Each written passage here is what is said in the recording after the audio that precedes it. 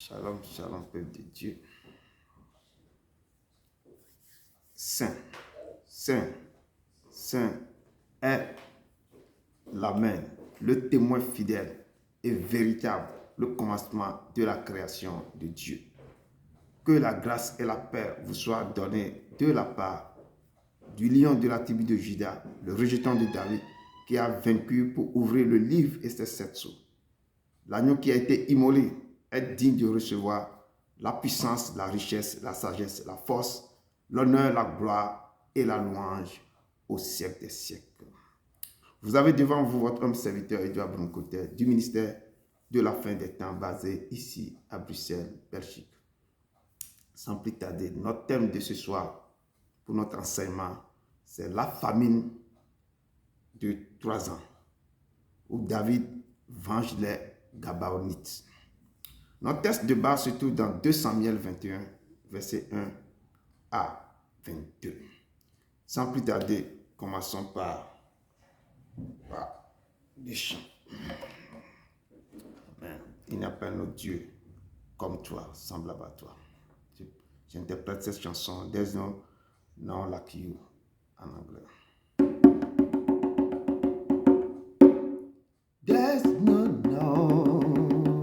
like you. There's no like you. There's no like you. No one can touch my heart like you do. I could search for all eternity, love, and find there's no like you.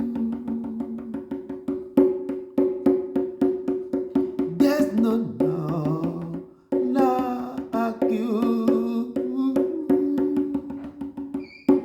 There's no like you. No one else can touch my heart like you do. I could search for all eternity, oh Lord, and find there's no like you. There's no like you.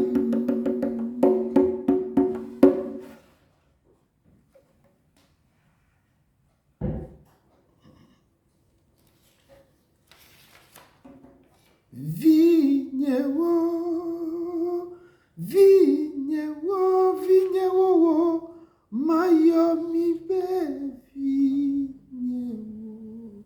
Si tu obéis à la voix de l'Éternel, ton Dieu, en observant et en mettant en pratique tous ces commandements que je te prescris aujourd'hui, l'Éternel, ton Dieu, t'appellera mon fils ou ma fille. Vignewo,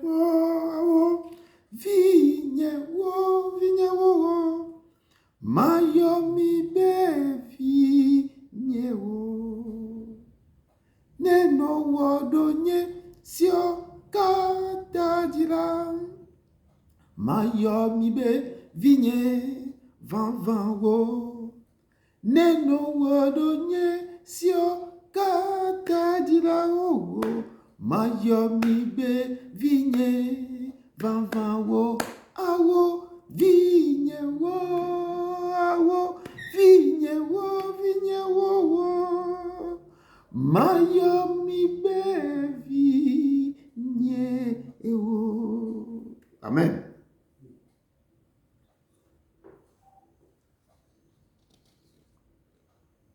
Shalom, shalom, peuple de Dieu. Shalom. Que la grâce, la miséricorde et la paix soient avec vous de la part de Dieu le Père et de la part de Jésus-Christ, le Fils du Père, dans la vérité et la charité. Bien-aimés, je vous exhorte à se joindre à moi pour exalter le Père, le louer, le glorifier l'adorer parce qu'il est digne d'être élevé. Chacun de nous sait ce qu'il a fait pour nous. Prions, peuple de Dieu. Père céleste, nous venons devant ta face ce soir avec une joie immense pour te dire merci pour tes bienfaits dans nous. Sois exalté, Papa. Tu es notre bien, tu es notre salut. Tu es Dieu, créateur des cieux et de la terre. C'est toi qui as créé l'univers. Tu es excellent et bon. Tu es digne de louange, de gloire et d'adoration. Sois béni, Seigneur. Je te dis merci. Merci, Père, de nous changer et de nous transformer à travers la parole. Pour les choses terribles Merci que tu as fait dans ma vie. pour les combats que tu viens Père, pour nous pour la vie, Merci pour la protection que tu nous donnes. Merci Seigneur. Merci pour le La souffle guérison de que mon tu cœur, nous donnes la guérison gratuitement de ma parce que vie, nous la ne le guérison, Père, méritons pas. de tout ce qui Merci est encore de pour moi. tout. Merci Règne, Seigneur, et pour contrôle ce tous les mystère temps. Au nom que tu de as fait. Jésus de Merci Nazareth. Seigneur. Tu Et as été pour moi un bon Dieu. Passons Merci, Papa. à la modération. Bien-aimés, nous avons un Dieu compatissant, tout et un de cœur, qui n'abandonne pas ses enfants. Il est saint, il fait tout dans la sainteté et son lieu est saint. Donc, avant d'aller devant son trône de grâce, nous allons nous sanctifier. La parole de Dieu nous dit dans le livre de Marc 1, verset 15, il disait, le temps est accompli et le royaume de Dieu est proche. Répandez-vous et croyez à la bonne nouvelle. Le Seigneur dit que le temps est accompli et que le royaume de Dieu est proche. Il nous exhorte de nous repentir et de croire à la parole prêchée qui n'est autre que la bonne nouvelle.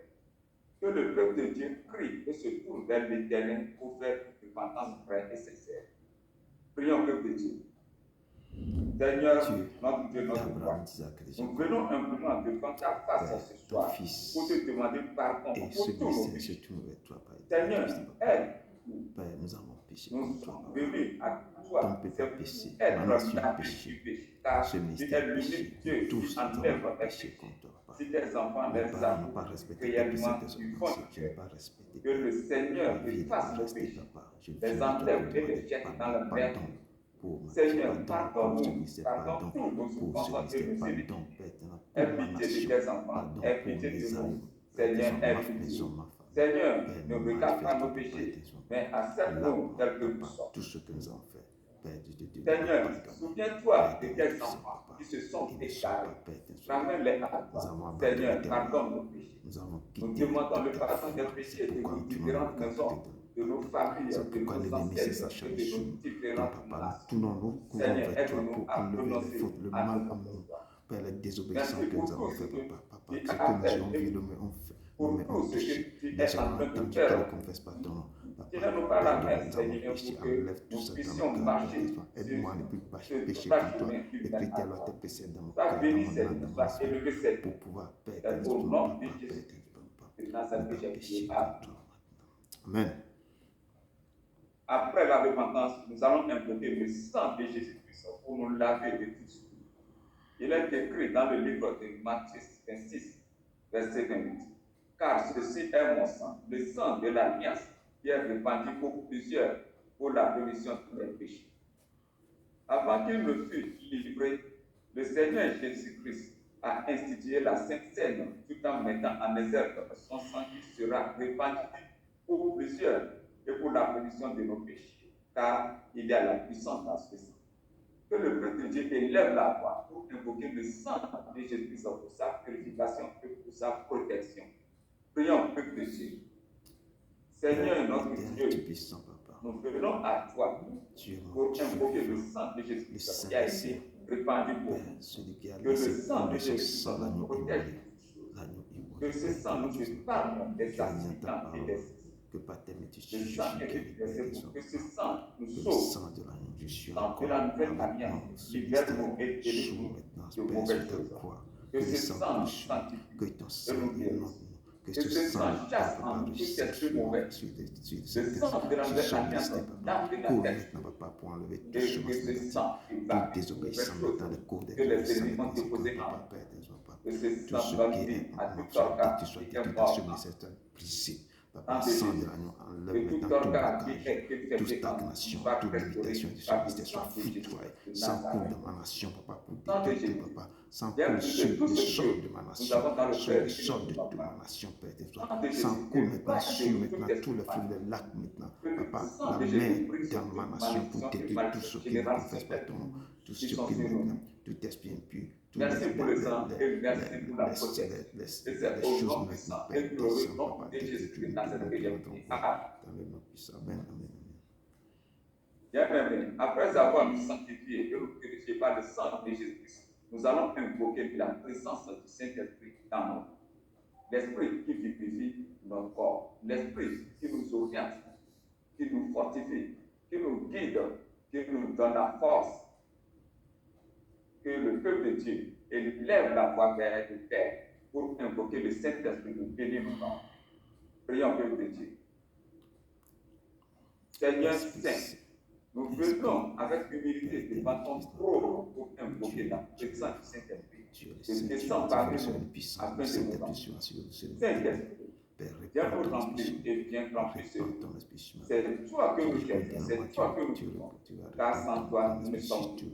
Que l'atmosphère de ce lieu soit dégagée. Que toute présence magnifique qui est en qui ne confesse pas le nom du Seigneur Jésus, pas son nom, prie les bagages et quitte en instant le nom de Jésus. Que tout esprit que le mis a envoyé pour nous écouter, avec un enfant pour enlever le problème, il soit pratiqué dans cette vie, ressuscité et réponse.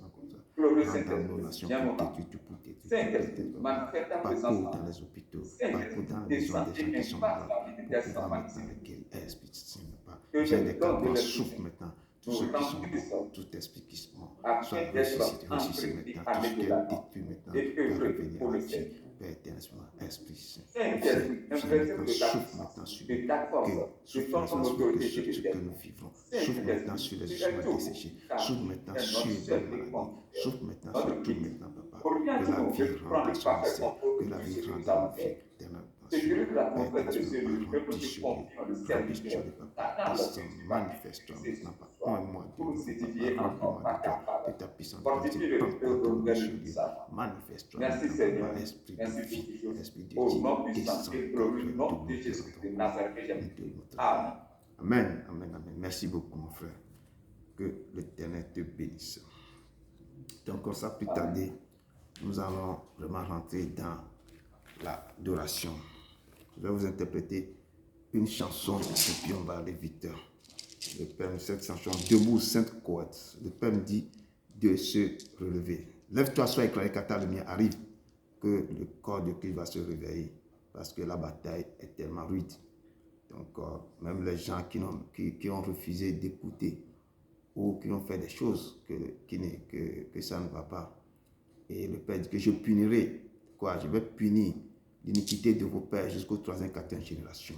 Donc, nous devons nous lever et c'est de se rappeler de tout ça. Et aller. Donc, cette chanson, c'est pour réveiller la conscience, pour réveiller que debout, nous sommes les soldats du Très-Haut. Nous devons nous lever et aller à la bataille. Amen. Debout, cette cohorte, soldats des rois, tenez d'une main forte l'étendard de la croix. Au centre de la gloire, Jésus-Christ vous conduit. De victoire en victoire, qui mène et qui le suit. La tempête résonne, debout vaillant soldat. L'immortelle couronne est le prix des combats. Si l'ennemi fait rage, soyez fermes et forts. Redouble de courage, si redouble d'efforts. Debout pour la bataille, partez, n'hésitez plus. Pour que l'une ne défaille, regarde à Jésus. De l'âme invincible, Soldats, revêtez-vous. Le triomphe est possible pour qui lutte à genoux. Debout, debout, encore, lutter jusqu'au matin. Déjà briller l'aurore à l'horizon lointain. Bientôt jetant nos âmes au pied du roi des rois. Les chants après les larmes, le trône après la croix. Debout, debout, encore, lutter jusqu'au matin. Déjà briller l'aurore à l'horizon lointain.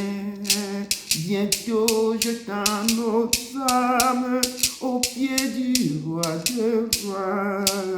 Les chants après les larmes, le trône après la croix. Quand il est descendu sur la croix, il est assis à la droite de son Père. Le trône après la gloire. Nous devons lutter, nous devons lutter à genoux.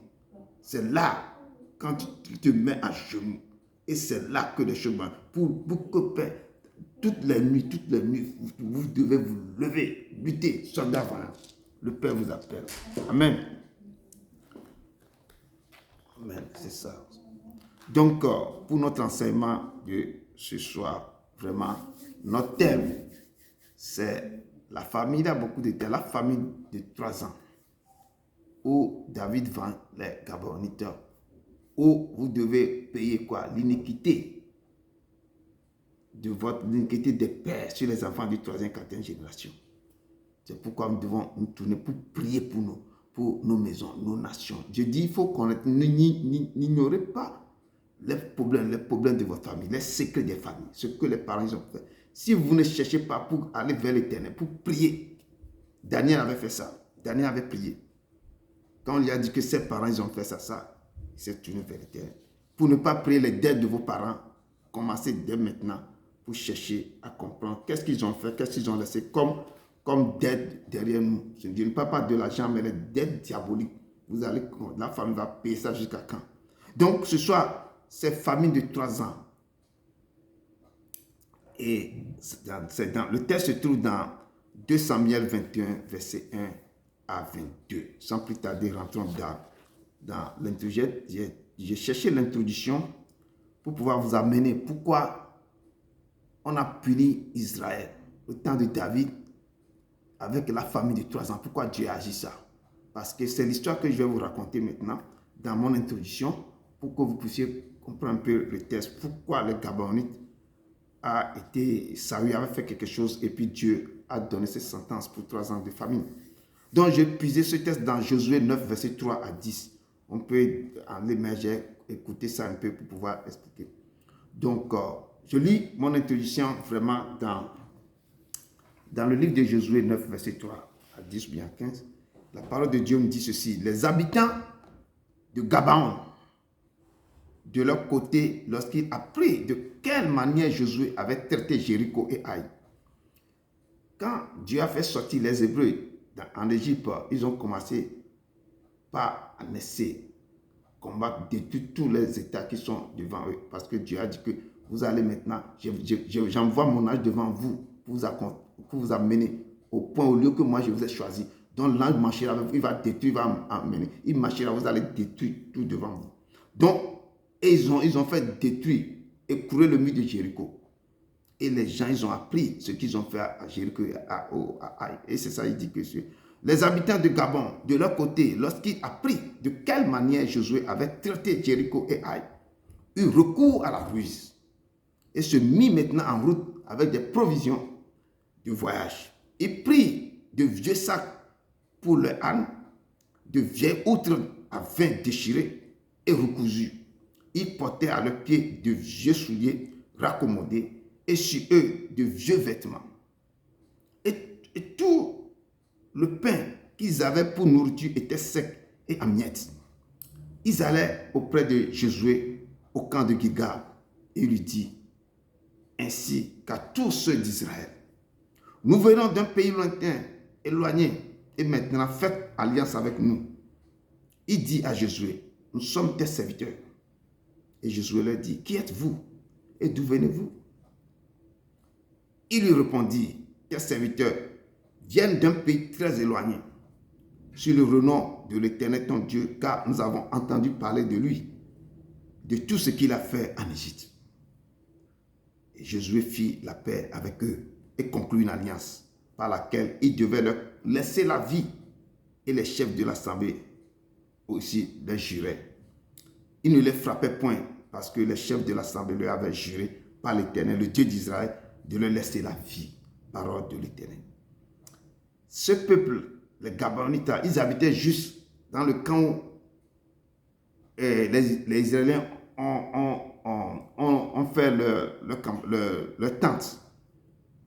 Donc, ils ont appris ce que Israël a fait à Jéricho, ce que Israël a fait à Haï. Il a pris tous ces rois-là, il a décimé tous ces rois, il a brisé tout, il a détruit, il a fait détruire le mur de Jéricho. Tout est dans leurs mains.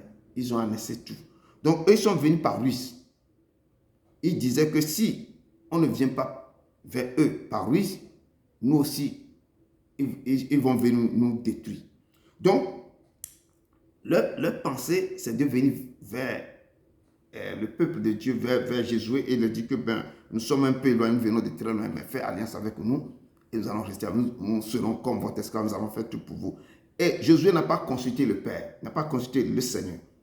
Et Josué, avec toute l'équipe, avec tous les chefs des Hébreux, ils ont signé l'alliance avec les Gabaonites en disant que vous serez toujours avec nous, mais nous, on ne vous frappera point. Personne ne mourra parmi vous. Donc, ce contrat, cette alliance-là existait depuis des années avant que Saül est devenu roi. C'est pourquoi on va rentrer dans ce test pour voir pourquoi Saül les a tués et qu'est-ce que Dieu aussi avait dit de ce côté. Amen. Nous rentrons dans 2 Samuel 21, verset 1 à à 22. Je lis la parole avec amour. Du temps de David, il a eu une famine qui dura 3 ans. David chercha la face de l'Éternel. Et l'Éternel dit, c'est à cause de Saül et de sa maison sanguinaire. C'est parce qu'il a fait périr les Gabaonites. Le roi David appela les Gabaonites pour leur parler. Les Gabaonites n'étaient point d'entre les filles d'Israël, mais c'était un reste des Amoréens. Les enfants d'Israël s'étaient liés envers eux par un serment. Et néanmoins, Saül avait voulu les frapper. Et dans son zèle pour les enfants d'Israël et de Juda, David dit aux Gabaonites, que puis-je faire pour vous? Et avec quoi ferai-je expiation, afin que vous bénéficiez de l'héritage de l'Éternel? Les Gabaonites lui répondirent, ce n'est pas pour nous une question d'argent et d'or avec Saül et avec sa maison. Et ce n'est point à nous qu'il appartient de faire mourir personne en Israël. Le roi dit, que voulez-vous donc que je fasse pour vous? Il répondit au roi, puisque cet homme nous a consumés et qu'il avait le projet de nous détruire pour nous faire disparaître de tout le territoire d'Israël, qu'on nous livre 7 hommes d'entre ses fils. Et qu'on nous livre 7 hommes d'entre ses fils et nous les pendrons devant l'Éternel à Gibéa de Saül, l'élu de l'Éternel. Et le roi dit, je les livrerai. Le roi épargna Méphibosheth, fille de Jonathan, fille de Saül, à cause du serment qu'avait fait entre eux devant l'Éternel, David et Jonathan, fille de Saül. Mais le roi prit les 2 fils que Ripa, fille d'Aja, avait enfantés à Saül, Amoni et Méphibosheth, et les 5 fils que Mérad, fille de Saül, avait aussi enfantés à Adria de Méharad, fils de Bersila. Il les livra entre les mains de Gabaonites, qui les pendit sur la montagne devant l'Éternel. Tous les 7 périrent ensemble.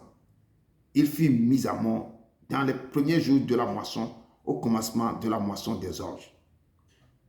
Ripa, fille d'Aja, prit un sac et l'étendit sous elle contre le rocher, depuis le commencement de la moisson jusqu'à ce que la pluie du ciel tomba sur eux. Elle empêcha les oiseaux du ciel de s'approcher d'eux pendant le jour et les bêtes des champs pendant la nuit. On informa David de ce qu'avait fait Ripa, fille d'Aja, concubine de Saül. Et David alla prendre les os de Saül et les os de Jonathan, son fils, chez les habitants de Jabès, en Galade, qui les avait enlevés de la place de Bécham, où les Philistins les avaient suspendus lorsqu'il battit Saül à Gilboa. Il apporta les os de Saül et de Jonathan, son fils, et l'on recueillit aussi les os de ceux qui avaient été pendus. On enterra les os de Saül et de Jonathan, son fils, au pays de Benjamin, à Téla, dans le sépulcre de Kis, père de Saül, et l'on fit tout ce que le roi avait ordonné. Après cela, Dieu fut abaissé envers le pays. Les Philistins firent encore la guerre à Israël. David descendit avec ses serviteurs. Il combattit les Philistins. David était fatigué.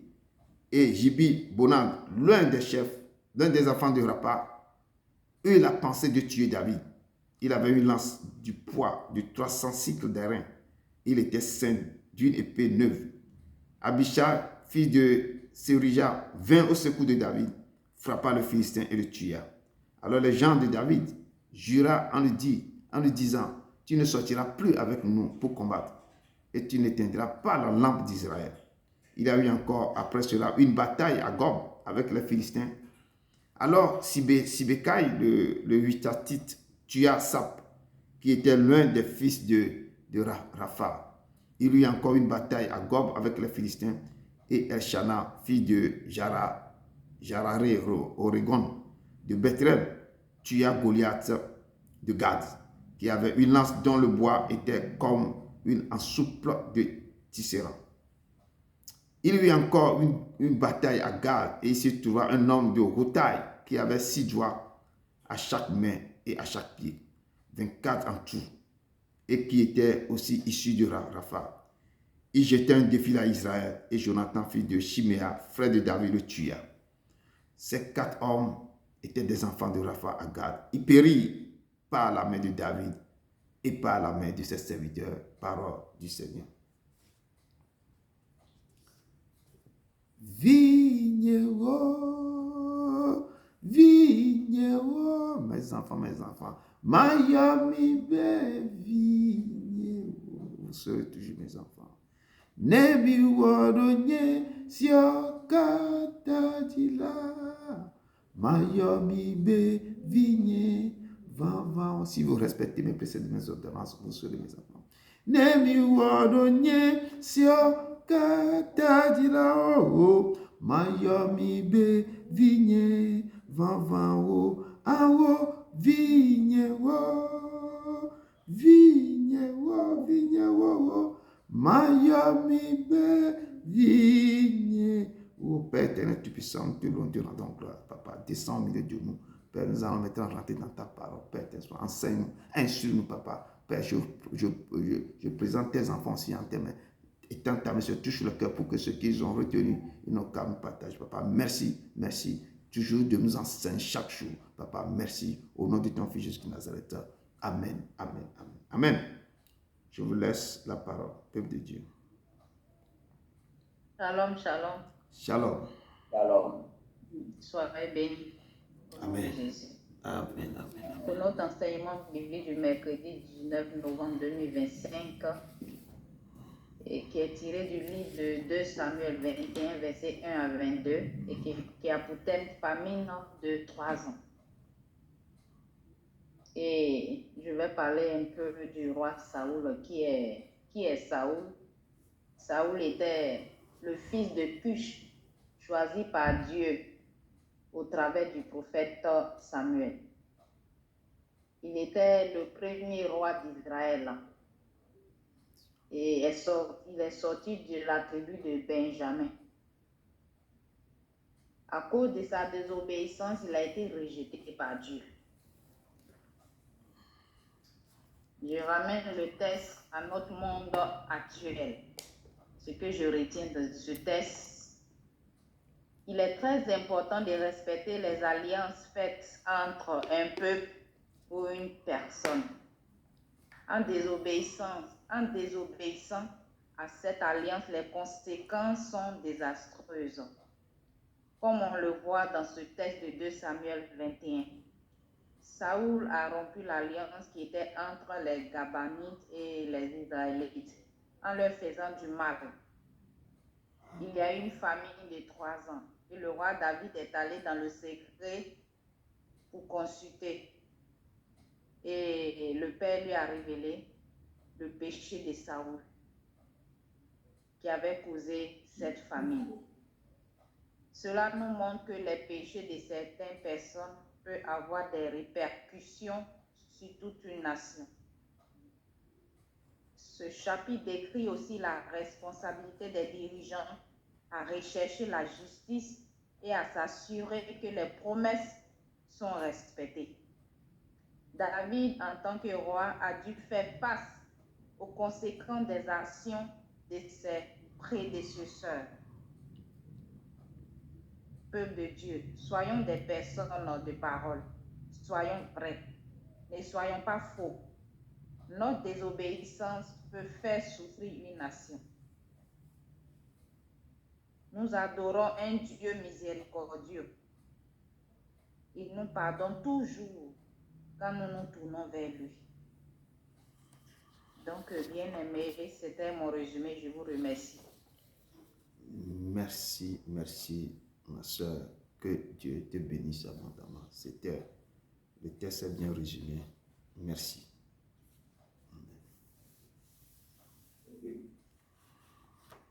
Je vais vous présenter mon résumé. Le texte du jour parle de la famine qui a sévi à Canaan et des guerres contre les Philistins au temps du roi David. Le roi David n'est plus à présenter celui que Dieu appelait l'homme selon cœur. Il y avait eu une famine de 3 ans à Canaan et David a consulté Dieu. Il ressort de cette consultation que cette famine est une manifestation de la colère de Dieu contre Israël à cause de Saül, qui est le prédécesseur de David, et de sa maison sanguinaire qui ont fait périr les Gabonites. Or, il y avait un serment qui lie les Gabonites et les Israéliens depuis le temps de Josué. Le roi David a fait appel aux Gabonites pour leur poser le problème et leur demander ce qu'il peut leur faire pour que la famine prenne fin. Mais les Gabonites n'ont pas voulu ni or ni argent, mais tout simplement, ils ont demandé à ce qu'on leur dise 7 hommes dans les fils de Saül qu'ils vont pendre devant l'Éternel. C'est ce qui fut fait.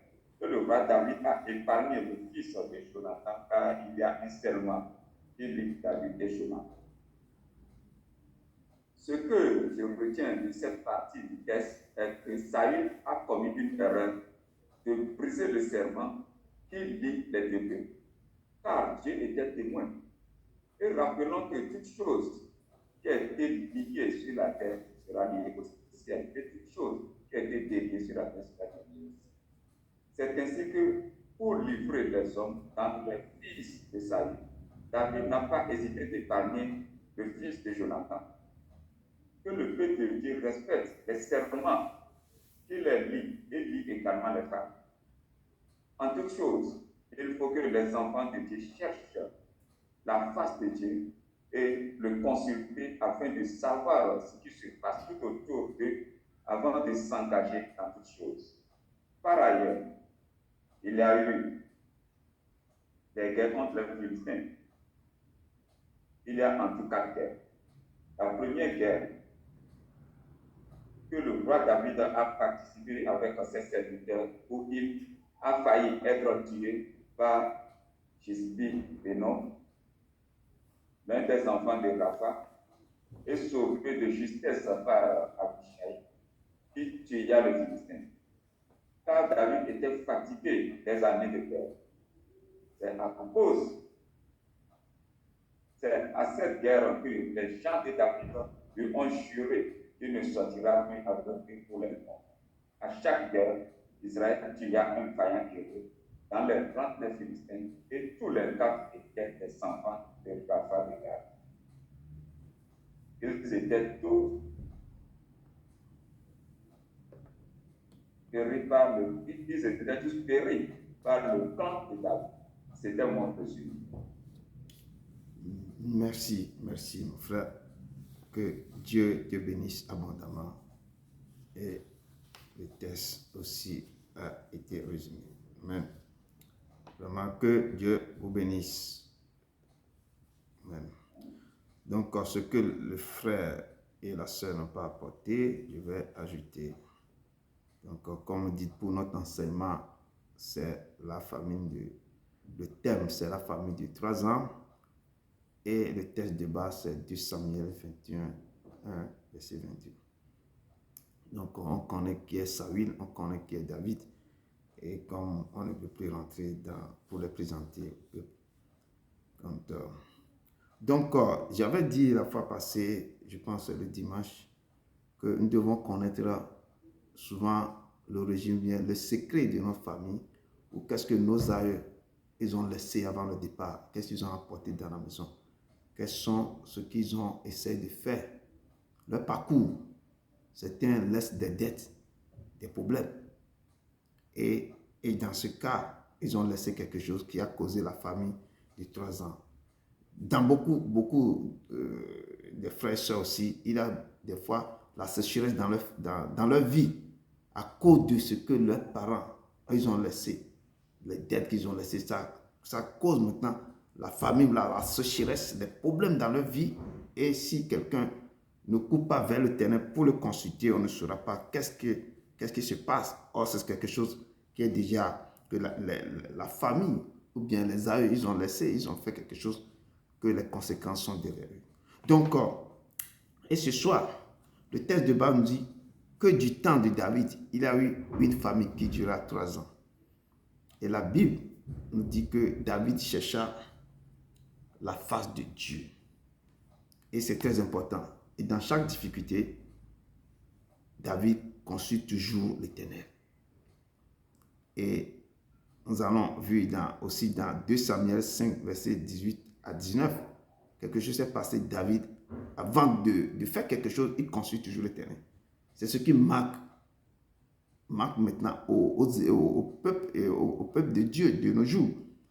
Personne, on ne consulte pas l'Éternel, on se jette dans n'importe quoi. Et on voit toujours qu'après, on revient en arrière.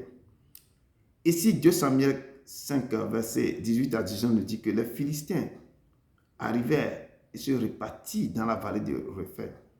Les Philistins veulent attaquer tout le temps de la guerre entre Israël et les Philistins. Donc, les Philistins veulent attaquer encore Israël.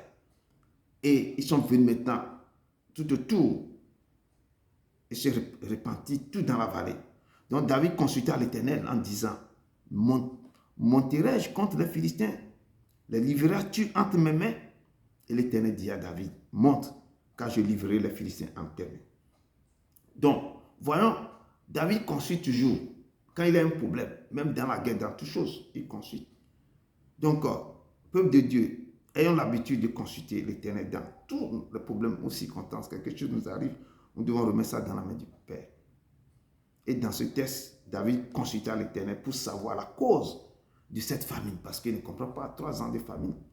Il veut savoir la cause. C'est là que l'Éternel a dit à David, pendant qu'il y avait, j'ai demandé à Samuel de venir te oindre, et Saül a su ça. Saül a vu que le peuple est derrière toi, le peuple t'adore. Et la jalousie est rentrée dans le cœur de Saül parce que j'ai retiré maintenant ma main, le trône sous lui. Donc, et la colère a fait qu'il est parti maintenant décimer, tuer les Gabaonites, qu'ils ont fait une alliance avec Josué. Le temps que les Israéliens quittent l'Égypte, ils sont venus maintenant par ruse. Ils ont eu cet accord et donc ils sont à côté des Israéliens et personne, eux ne peut pas les tuer. Personne ne peut pas les tuer. Mais quand tu les tues, tu as des problèmes parce que l'alliance a été faite depuis des années. Donc c'est là que Dieu maintenant dit maintenant à David que c'est à cause maintenant de Saül et de sa maison sanguinaire. C'est parce qu'il a fait périr les Gabaonites. Il a rompu maintenant l'alliance faite par Josué aux Gabonites de ne pas les frapper lors de leur sortie d'Égypte. Et c'est ça que j'avais un peu expliqué dans mon introduction. Donc,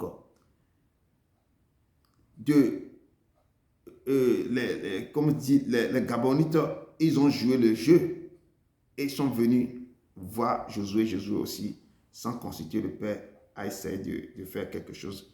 Et ça, c'est ça qui crée des choses. Dans chaque fois, chaque chose, on peut consulter le Père éternel. Si c'est qu'il a consulté l'éternel, va dire que non, ces gens-là, ils sont juste à côté de vous. Ils font semblant qu'ils sont venus du très loin. Donc, et l'accord ne peut pas être fait. Donc, ici, le roi Saül, de son côté, lui était au courant que cet accord était fait le temps de Josué. Mais le roi Saül, dans sa folie meurtrière, a fait périr les Gabonites de son vivant. Maintenant, du temps du roi David, Dieu aussi a décidé de frapper Israël d'une grande famille de 3 ans. Parce qu'il dit que, mais il y a l'accord qui est là. Chaque fois que Israël doit lire les scripts, va lire tous les manuscrits, il y a cet accord doit être dedans. Tous les Hébreux doivent savoir que l'accord a été fait avec ce peuple. Donc, comme je dis, peuple de Dieu, n'ignorez pas les péchés de vos parents, de vos familles, de votre famille, de vos nations.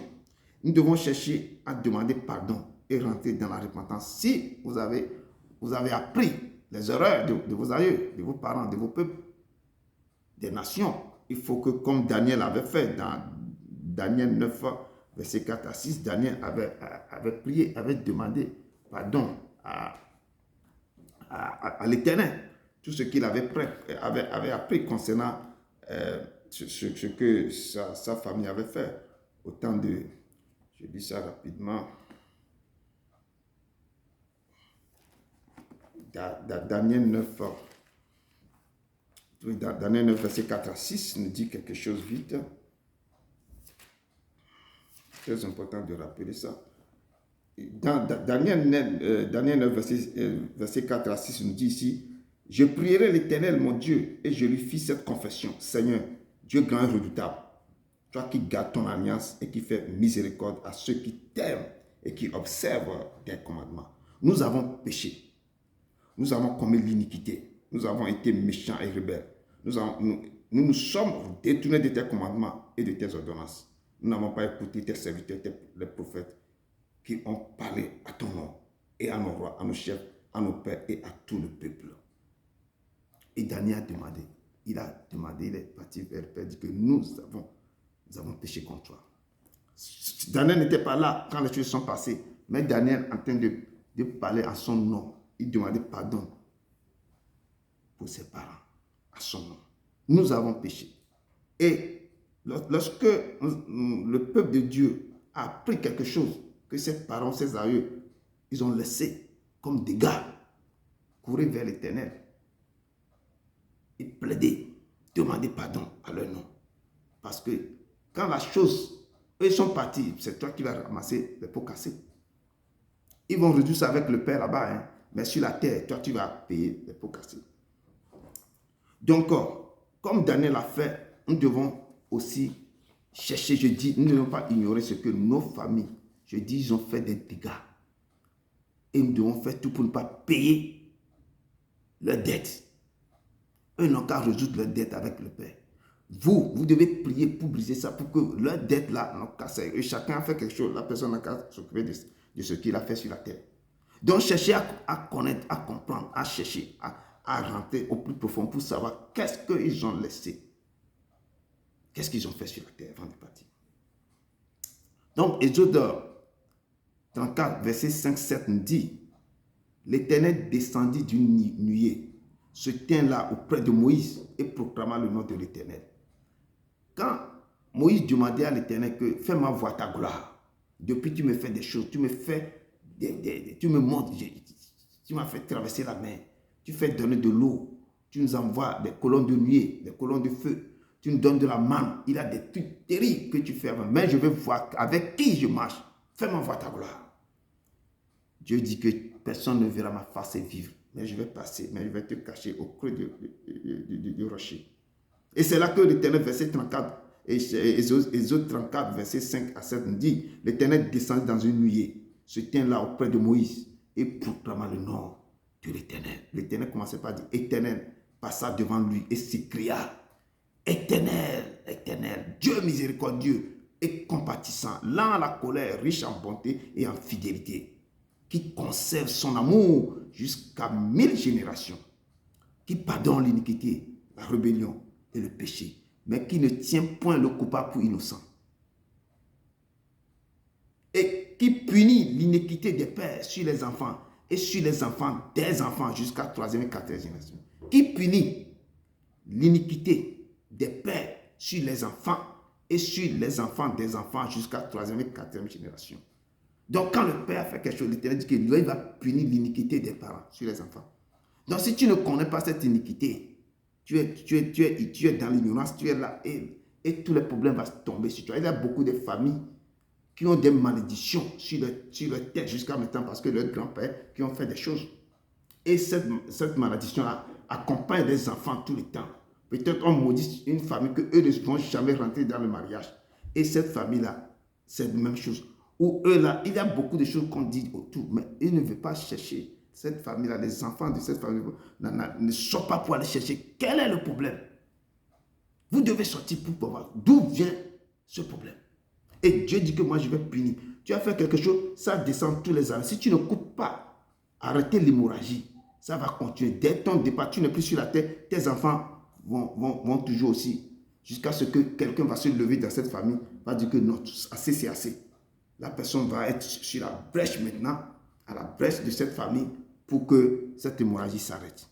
Mais c'est à partir de maintenant, quand vous attendez ma voix, il faut que les gens doivent faire le quoi? Faire une rétrospective dans leur vie. Rechercher la généalogie de leur famille pour voir mon grand-père là, il est quoi? Qu'est-ce qu'il a fait quand il était là? Il faut demander, si vous avez des parents autour de vous, encore demander ce qu'ils ont fait. Pour ne pas que l'iniquité de vos parents soit sur les enfants de vos enfants jusqu'à 3e, 4e génération. Et nous devons faire très attention aux actes que nous posons. Je dis, vos passés ne sont pas écrits par des crayons. Et après, quelqu'un, vous allez venir l'effacer avec des gommes. Non. Nos passés, les passés de chaque personne sont écrits. Nos actes sont écrits par quoi? Des feutres indélébiles. Et gravés par des burins de fer. Donc, c'est écrit, c'est écrit. Quelqu'un va... C'est le grand pratique. Vous avez fait quelque chose aujourd'hui là. Ne pensez que personne ne vous a vu. Hein. Ce truc-là va de génération en génération. Vous devez courir vers le Père. Pour que le Père fasse ça. Pour que les fautes de l'iniquité là ne va pas poursuivre, ne poursuivra pas vos enfants. Donc, méfions-nous de la vie que nous menons sur la terre. Et sinon, ce sont les générations futures qui vont récolter les pots cassés. Ce que tu as semé, tu vas penser que non, beaucoup de rois disent que non, si c'est derrière moi là, moi je m'en fous. Les gens, les grands-parents font des sacrifices terribles. Quand ils sont en vie, ils disent qu'eux vont faire des sacrifices. On va leur demander qu'est-ce que vous allez nous donner. Ils disent que non, tous mes enfants, mes arrière-enfants là, eux là, je vais vous le donner. Ils vont donner les enfants aux démons. Que leur vie là, ça vous appartient. Et le grand-parent, il a fait ces choses aujourd'hui maintenant. Il va vendre toute la maternité de ses petits-enfants. Et lui, il est décédé, il est parti. Donc maintenant, les enfants qui vont sur 2e, 3e génération, ils vont commencer par avoir des problèmes dans le mariage.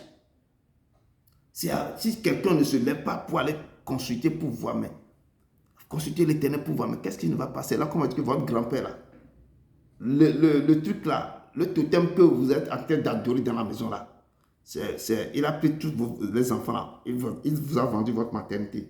Et c'est ça. Donc vous devez faire des cérémonies. Donc il y a des choses. Donc vous devez aller en arrière. Demander, chercher à comprendre. Je dis que si cette parole, si ça vient, il y a beaucoup de choses que les gens doivent retourner en arrière pour voir quels sont leurs problèmes, pour pouvoir briser les liens, détruire les choses, briser ces liens, que l'hémorragie là s'arrête, pour que leur vie maintenant décore correctement. Donc c'est pourquoi je dis que nous devons nous fier de la vie que nous menons maintenant. C'est la vie, la vie que nous menons, nous devons faire très attention pour que nous ne laissons pas des problèmes, des dettes, des choses pour nos enfants. Dieu s'est souvenu. Dieu même, il a écrit ça, ce que Saül est en train de faire.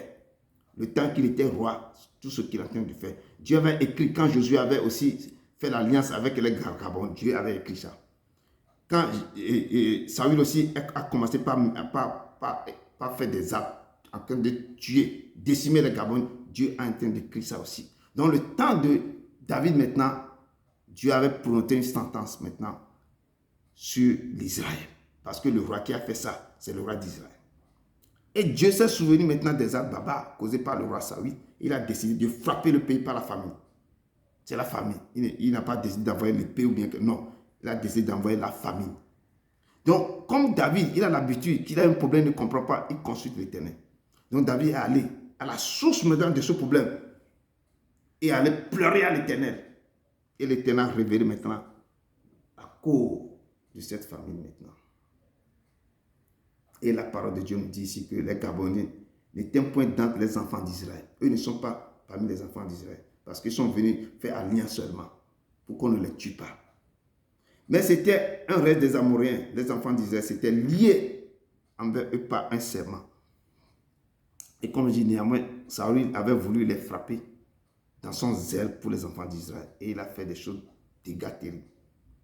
Donc, lorsque David a su la cause de la famine, et c'est là quand Dieu lui a révélé maintenant les choses maintenant, il s'est rendu chez les Gabaonites. Et dit, que puis-je faire pour vous? Et avec quoi ferais-je l'expiation? Parce que c'est comme au temps d'ancien, il doit faire l'expiation. C'est son péché. On doit donner quelque chose comme on fait dans les sanctuaires. Il faut amener les veaux, il faut amener quelque chose. C'est le sang là qui va faire abaisser le cœur de Dieu. Qu'est-ce que vous voulez que je fasse pour l'expiation de ce que Saül avait fait? Afin que vous aussi vous bénéficiez de l'héritage de l'Éternel. Comme je dis, beaucoup de familles, beaucoup de nos familles, surtout en Afrique, partout là, ont vraiment causé des torts à d'autres familles. Je dis des torts à d'autres familles. Actuellement, d'autres familles ont fait des choses terribles. Il y a des malédictions terribles sur cette famille. Mais quand un enfant ou bien quelqu'un a su maintenant ce que la famille avait fait, et quand Dieu les a révélé des choses maintenant, où Dieu a commencé par frapper cette famille, quand ils ont dans leur richesse et dans leur consultation pour savoir la cause, quand Dieu, on leur révèle des choses maintenant, malheureusement, avec la honte, au lieu de venir vers la famille que vous avez fait des erreurs, pour pouvoir maintenant demander pardon ou aller vers l'Éternel. Des fois, l'Éternel dit, allez demander pardon à cette famille avant que moi j'arrête ma main sur vous. Si vous voulez me demander le pardon, non, mais allez, c'est vous qui avez causé de tort à cette famille. Les gens, avec leur quoi, l'orgueil et la honte, fait qu'ils refusent d'aller demander pardon. Et la malédiction reste sur cette famille comme ça. Et c'est ça. Il y a beaucoup de choses comme ça. Ils refusent. Et ça reste un secret dans la famille. Et on dit que, bon, le secret reste, mais les gens souffrent de ce secret. Donc, nous devons nous repentir, nous devons nous réveiller pour pouvoir chercher à faire des choses correctement. Ici, David a pris le problème à bras le cœur. Il a pris ce problème à cœur et s'est rendu chez les Gabonites pour demander pardon. David n'a pas eu honte. Il dit que je vais aller demander pardon. Qu'est-ce qu'on va faire pour que la main de Dieu s'arrête? Pour que la famine s'arrête? Parce que les gens souffrent trop. Il est parti maintenant pour demander pardon, trouver une solution pour résoudre le problème. C'est ce que bon nombre de nos familles ou bien les chrétiens doivent essayer de faire tout le temps. Il faut aller dans l'humilité totale, demander pardon. Vous devez ensemble trouver une solution à ce problème. Pour résoudre. Si c'est un pardon, demain pardon. Si on va donner quelque chose, il faut donner. Ici, les Gabonais lui ont répondu que ce n'est pas à nous qu'il appartient de faire mourir personne en Israël. Et David leur a demandé, que voulez-vous donc que je fasse pour vous? Parce qu'il faut que la famine aussi s'arrête. Il faut demander quelque chose. Je vais dire que quand il y a quelque chose avec l'Éternel, il faut aller vers lui avec quoi? Les bœufs, les choses pour l'expiation, c'est le sang et la graisse que Dieu va sentir avant que la colère s'apaise. Mais ici, quelque chose s'est passé. Maintenant, il répondit au roi. Les Gabonais ont répondu au roi maintenant. Puisque Saül nous a consumés, il avait un projet de nous détruire et de nous faire disparaître de tout le territoire d'Israël. Qu'on nous livre maintenant 7 hommes dans ses fils. Les Gabonais demandent, nous voulons avoir 7 hommes dans ses fils que nous-mêmes nous allons les pendre. Et c'est là que ce que nous avons dit là, c'est à travers ça que la colère de Dieu va s'abaisser et la famille va s'arrêter. C'est ça que l'Israël, il faut aller à l'expiation. C'est un sacrifice qu'ils doivent faire maintenant. L'offrande à l'Éternel, l'holocauste à l'Éternel. Pour que la chose, c'est ce qu'eux ont dit là, c'est ce qu'ils ont prononcé, c'est ça que David doit faire pour que la famille s'arrête. Ils ont demandé maintenant cette personne, la tête de 7 enfants de Saül, les lignées de Saül, 2 enfants et 5 de ses petits-enfants. C'est pourquoi je dis ce que nos parents ont semé comme problème.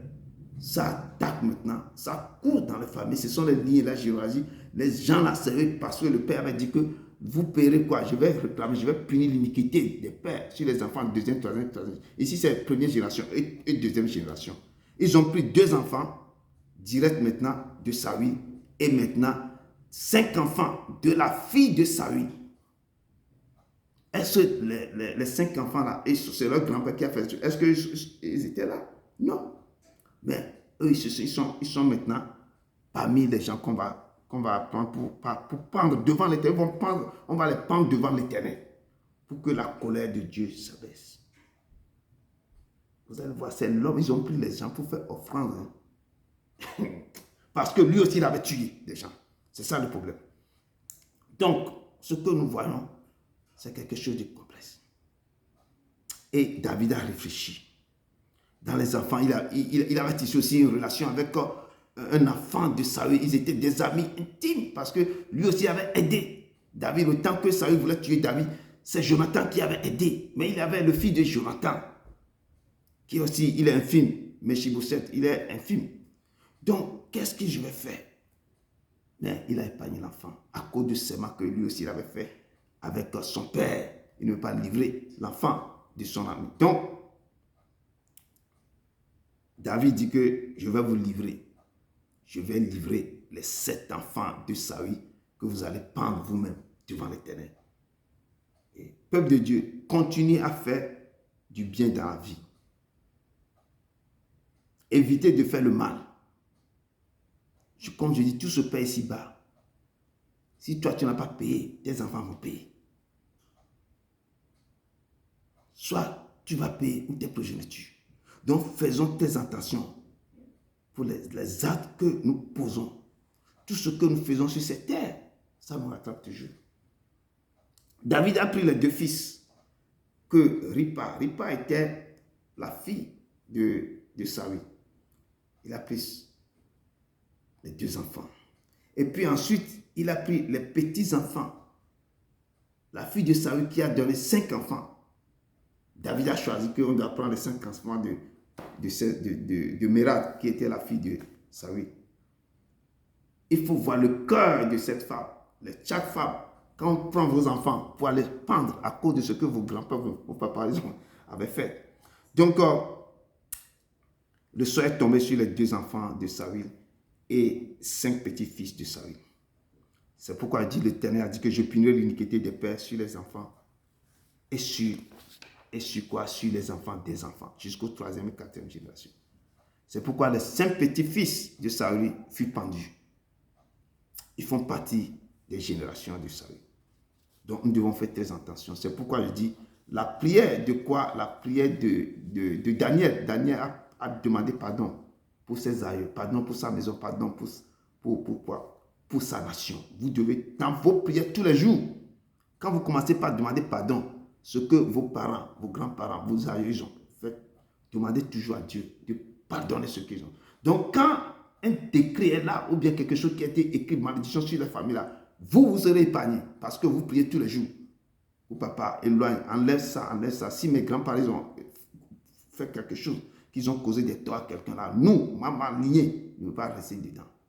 Vous devez chercher les causes. Vous devez, n'ignorez pas la généalogie de vos familles, n'ignorez pas ça. Et chercher à comprendre ce qu'ils ont fait.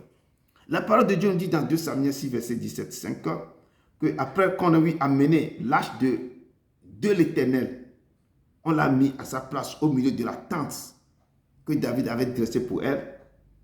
David a offert devant l'Éternel des holocaustes et des sacrifices d'action de grâce. Quand David eut achevé d'offrir les holocaustes et les sacrifices d'action de grâce, il bénit le peuple au nom de l'Éternel des armées. Ici, l'âge de l'Éternel est retourné dans la cité de David. Et David a offert devant l'Éternel les holocaustes et les sacrifications de grâce. Ça, quand les Philistins ont pris l'âge, quand ils ont réussi à ramener l'âge dans la cité de David, David a fait l'offrande à l'Éternel. Mais ici, c'est la famine qui est dit. On devait aussi offrir quelque chose pour que le cœur de Dieu soit abaissé. Et non tête de Dieu, pour calmer la colère de Dieu et faire cesser la famine en Israël. Les Gabonites ont décidé d'offrir en sacrifice devant l'Éternel les 7 enfants et les 7 enfants de Saül et petits-enfants. À cause quoi? À cause de sa méchanceté envers les Gabonites. Et c'est très important. Et comme je dis, David a épargné Mephibosheth qui était la femme de Jonathan, son ami. Parce que eux aussi, les deux ont fait un serment. Donc, et nous devons faire très attention, comme je dis toujours, et de chercher à connaître, à comprendre. Ou soit prier beaucoup pour vos familles. S'ils ont causé des torts aux gens, que Dieu vienne en aide, que Dieu fasse. Dans vos prières de repentance, mettez-les dans vos prières de repentance. C'est ça. Donc, David a fait son choix. Il a choisi tout, mais il a évité, il a épargné l'enfant de son ami. Donc, nous devons respecter les serments et les alliances selon la volonté de Dieu. Si vous avez fait des serments à quelqu'un, il faut respecter ça. Je parle des serments selon la volonté, pas les serments que les gens font. Ils se coupent leurs doigts, ils mélangent le sang à cause des choses là, ou bien font... Non, je ne parle pas de ça. Dieu n'a jamais dit de faire des pâtes avec du sang, tout ça là, non. Non pas de serment fait réellement avec... à travers Dieu, la présence de Dieu. Vous avez fait un serment que moi, avec toi, là, tant. Donc, c'est ce que je parle d'ici. Je ne parle pas de cela. Donc, Dieu sait, perd ses enfants. Une femme que devant elle, on vient de pendre ses enfants, essaie de voir 9 mois de grossesse, toute la douleur. Tu sens, même l'enfant tombe malade, mais meurt. Les gens pleurent jusqu'à un moment donné. Maintenant, on le prend. L'enfant n'est pas malade, n'est pas tombé malade. On le prend pour faire ça. Donc, nous devons... C'est très difficile pour Ripa et à supporter. Donc, elle était là contre le rocher. Ils sont partis prendre ses enfants, mais il n'a pas quitté l'endroit. Il est parti là où ils ont pendu ses enfants. Et le matin, le soir, elle était là toujours, empêchant les oiseaux du ciel de venir et toucher le corps, de s'approcher du cadavre pendant le jour et les bêtes des champs pendant la nuit. Elle était là tout le temps. C'est comme de la folie. Quoi? C'est à cause de l'iniquité du père de ses enfants. Et elle a commencé par craquer. Elle est là, voilà. Donc, la parole, on a informé David de ce que la concubine de Saül est en train de faire à cause de ses enfants qui ont été pendus. Donc, David a décidé d'aller chercher maintenant les ossements maintenant de Saül et de Jonathan et ensemble faire descendre maintenant aussi prendre les ossements des 7 enfants qui ont été pendus pour aller enterrer ensemble dans le cimetière familial, là où ils ont enterré le père de Saül. Et comme je dis, et c'est là, quand ils ont fini de faire ça, on a vu que le cœur de l'Éternel s'est calmé. Il y a un texte aussi qui nous parle dans Josué 7, verset 26. Et à cause de Akan qui a volé, quand les Hébreux ont perdu la guerre la première fois, ils ont su que quelqu'un a volé quelque chose parce que Dieu a dévoilé la chose par interdit. Et ce texte nous dit maintenant que l'Éternel était enflammé. Les gens, ils ont perdu la guerre. Ils sont obligés de lapider avec toute sa famille avant. Après ça, le cœur de l'Éternel s'est calmé. Et on nous dit ici que Josué 7, verset 26 nous dit, et l'on éleva sur Akan un grand morceau de pierre qui subissent encore aujourd'hui. Et l'Éternel revint de l'ardeur de sa colère. C'est à cause de cet événement qu'on a donné jusqu'à ce jour, à ce lieu, le nom de Vallée d'Accord. Parce que quand ils ont enlevé ce monsieur parmi les enfants d'Hébreux, parce qu'il avait emmené maintenant les choses contraires dans la famille, dans le cœur des Israéliens. Donc, il est obligé d'être ôté. Et c'est pourquoi on l'a lapidé. Donc, et après sa mort, maintenant, le cœur de l'Éternel s'est abaissé. Et ici, notre tête de base, au verset 14, on dit, on enterra les os de Saül et de Jonathan, son fils, au pays de Benjamin, qui est, comme Saül vient de la tribu de Benjamin, à Téla, dans le sépulcre de Kis, père de Saül, et l'on fit tout ce que le roi David avait ordonné. Après cela, Dieu fut abaissé envers le pays et la famine a cessé.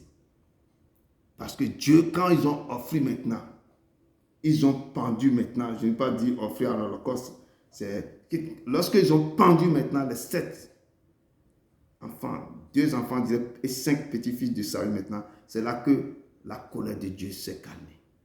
Et Dieu a fait cesser la famine. Donc nous devons, dans ce test que je viens de faire, nous devons faire très attention. Parce que ce que nos aïeux, ils ont laissé comme héritage négatif, c'est pourquoi quand ils laissent les héritages, les terrains, tout ça, on partage avec vous. Donc s'ils ont laissé aussi des malédictions, des problèmes, vous allez partager tout ça aussi. Mais pour éviter ça, il faut tourner vers l'Éternel et prier tous les jours. Pour que ce qu'ils ont amené, ce qu'ils ont fait là, ils n'ont qu'à résoudre ces problèmes. La Bible nous dit qu'après cela, il y a eu aussi encore la guerre contre les Philistins. Et nous avons parlé de David, qui a failli tuer par les Philistins, mais que ses serviteurs l'ont épargné de ça. Et il y a encore eu une autre bataille à Gath, parce que depuis ce temps, les Philistins et les Israéliens, on se battait depuis la mort de Goliath. Il y a toujours ça, il y a tout ça. Il y avait des gens de haute taille. C'était en 6 joies. Et c'est autant. Goliath aussi avait le même joie. Donc, on parle Dieu ici, qu'il avait toujours la guerre. Et David et ses hommes, ils ont réussi à faire périr tous ces gens. Et ils ont gagné la guerre contre les Philistins. Bon, pour conclure, je dis l'Éternel punit l'iniquité des pères sur les enfants et sur les enfants des enfants, jusqu'à la 3e, 4e génération. Mais si tu confesses tous les jours les péchés de ta maison, comme je viens de dire, et de tes parents, il y a un verset dans Deutéronome 24, verset 7, je ne vais pas le lire, et Ézéchiel, verset 18 à 30, s'appliquera à ta vie, qui affirme que chacun sera puni pour son propre péché. Quand tu lis dans Deutéronome 25, 16 et Ézéchiel 18, 30, dans certains on dit que l'homme, si quelqu'un a mangé un raisin, ce n'est pas le dent de l'autre qui va être agacé. Donc, ces versets s'appliquent à ta vie. Ces versets qui confirment que chacun sera puni pour son propre péché et que le fils ne portera pas l'iniquité de son père. Mais certains théologiens, bien certains pasteurs, pensent que si Dieu punit les conséquences des péchés des pères sur les générations suivantes, ce n'est pas une punition automatique, mais peut-être le résultat de l'influence et des responsabilités exercées par les pères sur les enfants. Mais ce que je dis, que vous devez prier pour que chacun aussi, que l'œuvre de chacun l'accompagne. Tu ne peux pas prendre l'œuvre de quelqu'un dans ton dos pour aller se présenter devant le Père. Sur la terre, s'ils ont fait quelque chose, ils n'ont qu'à répondre. Vous ne devez pas payer les dettes de quelqu'un. Et Exode 37, verset 7 nous dit, exprime l'idée que Dieu tient pour responsable les conséquences des péchés des pères qui peuvent se répercuter sur les générations suivantes. Certains péchés, comme ici, et c'est ça s'exprime dans Exode 34, verset 7, qui nous tient, que Dieu tient pour responsable les conséquences des péchés des pères qui peuvent se répercuter sur les générations suivantes. Et comme je dis que Ézéchiel 18 et Deutéronome 24 soulignent que chaque individu est responsable de ses propres actions et qu'un fils ne portera pas la punition de son père. Donc, priez et demandez pardon pour vos parents, vos nations, votre famille, et jeûnez pour les iniquités. Il faut jeûner pour eux. Jeûner, demander pardon. Arrête dans la repentance réapprofondie. Quand vous priez, vous êtes en train de jeûner et vous êtes en train de demander des repentances réapprofondies. Rentrez profondément et confessez les péchés de vos parents. Confessez leurs forfaits, tout ce qu'ils ont sur la terre, ce qu'ils ont fait, des conneries, tout ça. Il faut les confesser, il faut plaider, il faut prier, il faut pleurer à paix. Pour que tout ce qu'ils ont fait, ils ont laissé là, que ça reste avec eux. Là où ils sont. Ils n'ont qu'à apporter ça avec eux. Et vous allez, l'œuvre que vous avez faite sur la terre, l'œuvre là va vous accompagner. Un jour, quelqu'un ne va pas vous prendre à cause de ce qu'ils ont semé sur la terre. Beaucoup transportent les malédictions de leur famille jusqu'à nos jours parce qu'ils ne veulent pas chercher la cause de leurs problèmes. Donc, c'est ce que le Père nous laisse aujourd'hui de vous laisser. Donc, il faut que vous rentrez encore dans ces paroles. Il a dit dans ces paroles que je punirai les iniquités des pères sur les enfants de quoi? Première, deuxième, troisième, quatrième génération. Je ne prendrai jamais un coupable pour innocent. Donc, retournez encore vers ce qu'il nous avait enseigné comme ordonnance, commandement, des lois, des préceptes, d'observer, de respecter, d'observer ces lois. Dans ces lois-là, quand il partait devant Moïse, c'est ce qu'il est en train de dire à Moïse.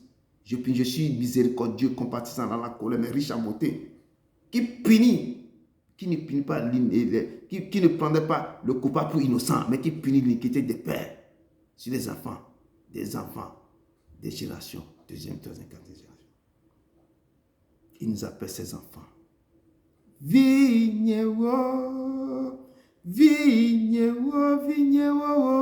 Miami baby, vignewo.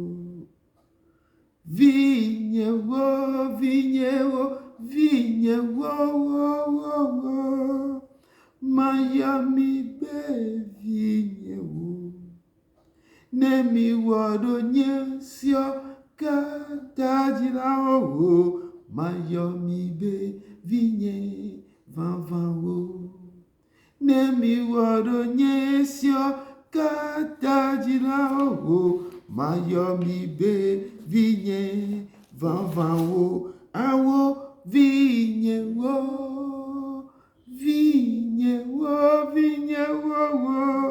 Miami baby.